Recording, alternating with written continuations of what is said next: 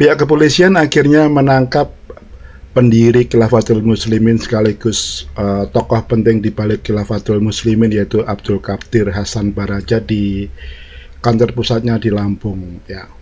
Ini menurut saya suatu hal yang positif, patut kita acungin jempol buat kepolisian RI dan kita berikan apresiasi, karena selama ini kan masyarakat cukup resah terhadap munculnya kampanye-kampanye khilafah di media sosial maupun di jalan-jalan ya. Jadi mereka sekarang ini kan begitu banyak melakukan apa istilahnya sosialisasi ideologi mereka. Bahkan pendekatan-pendekatan mereka sekarang tak lagi seperti dulu yang sekarang lebih soft istilahnya, lebih memperhatikan karakter damai. Walaupun damai, tapi modus mereka atau goal mereka bukan itu, bukan kedamaian, tapi mereka ingin mengganti ideologi kita yaitu Pancasila dan UUD 45 menjadi ideologi khilafah. Nah, jadi Abdul Qadir Hasan Baraja itu ditangkap pasca munculnya konvoi kebangkitan khilafah di beberapa kota. Salah satunya di Jakarta, Bogor, kemudian di Jawa Tengah di Brebes, Lampung, Cianjur ya. Dan ini menarik ya, juga di Sukabumi ya. Dan ini ternyata menjadi sorotan masyarakat ya. Jadi juga penegak hukum juga melihat bahwa bahkan Menteri Agama pun mengatakan bahwa di Indonesia sudah tidak boleh ada lagi ideologi selain Pancasila dan UUD 45, dan dinyatakan tegas oleh Gus Yakut Menteri Agama.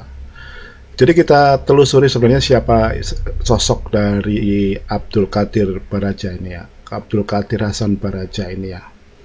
Jadi menurut berita yang beredar dan dari BNPT menyatakan bahwa Abdul Qadir Hasan Baraja ini adalah aktivis dari negara Islam Indonesia. Jadi memang dia salah satu tokoh yang bersama-sama dengan Abu Bakar Basir yang menjadi napiter juga untuk 2 kasus terorisme, yaitu yang pertama bom Bali 1, juga kasus pelatihan militer di Aceh. Nah, jadi mereka itu teman seperjuangan ya antara Abdul Qadir dan Abu Bakar Basir nih ya. Jadi mereka berdua dulu juga pernah menjadi apa istilahnya tersangka dan terpidana dalam kasus bom Borobudur tahun 85. Jadi diungkapkan oleh kepolisian bahwa pimpinan Khilafatul Muslimin Abdul Qadir Hasan Baraja, mantan napiter, teman Abu Bakar Basir, dan bom Candi Borobudur. Ya. Jadi bom Candi Borobudur itu sendiri terjadi pada tahun 1985. Jadi ini unik ya, waktu itu pihak keamanan belum bisa mendeteksi siapa pelaku dari bom tersebut ya.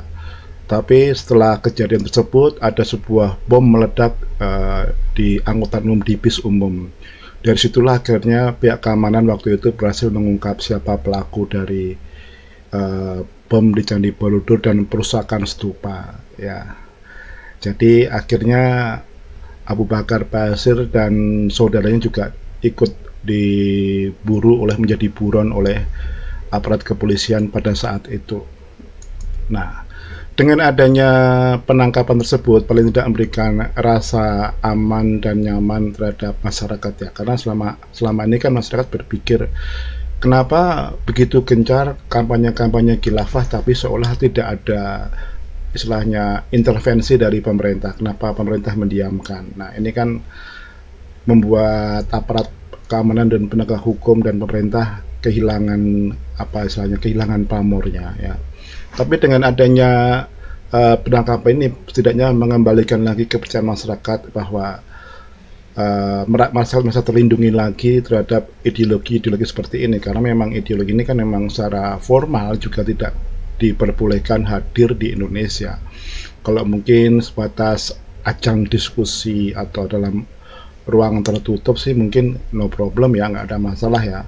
Tapi kalau sudah menjadi sebuah semacam aksi gini ya, pastinya akan menimbulkan keresahan di masyarakat ya. Karena kan kelompok ini memang secara sengaja sebenarnya mereka membuat provokasi agar mendapatkan perhatian ya. Ya seperti halnya organisasi JI, kemudian JAD, yang agak soft yaitu HTI, kemudian Khilafatul Muslimin. Ini memang punya goal yang sama, mendirikan negara Islam Indonesia atau yang uniknya dari gerakan ini ya, seperti dikatakan oleh Khilafatul Muslimin, yaitu tokohnya yaitu Abdul Qadir Hasan Baraja.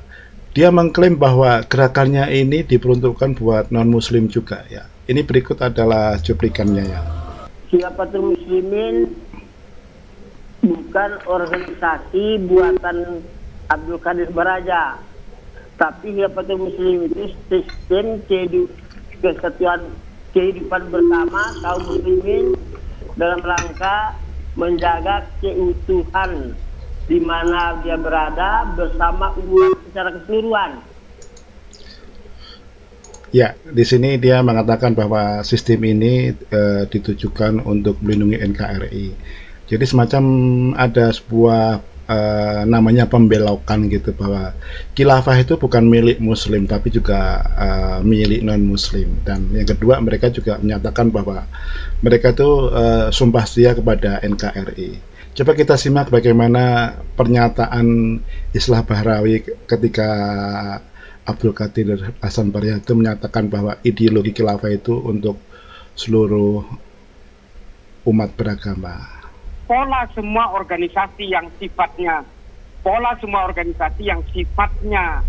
terpisah, segregatif seperti Khilafatul Muslimin ini memang polanya seperti itu semua. Pertanyaan yang paling mendasar adalah, kalau memang mereka ini cinta NKRI, kalau mereka ini memang tidak bertentangan dengan hukum negara di sini, tidak bertentangan terutama dengan Pancasila, terus untuk apa dia mendirikan Khilafatul Muslimin? Ya, ini sebuah statement yang menohok dari Islah Bahrawi. Jadi untuk apa ada didirikan sistem khilafah, untuk apa dideklarasikan khalifah sementara? Kan di Indonesia sudah ada sistem hukum positif, sudah ada kepala negaranya, dan sudah ada dasar hukum negaranya juga, dan sudah ada ideologinya jelas. Kenapa? Dan untuk apa sistem khilafah ini? Dan ternyata siapa sih Abdul Qadir Baraja tidak bisa menjawab itu.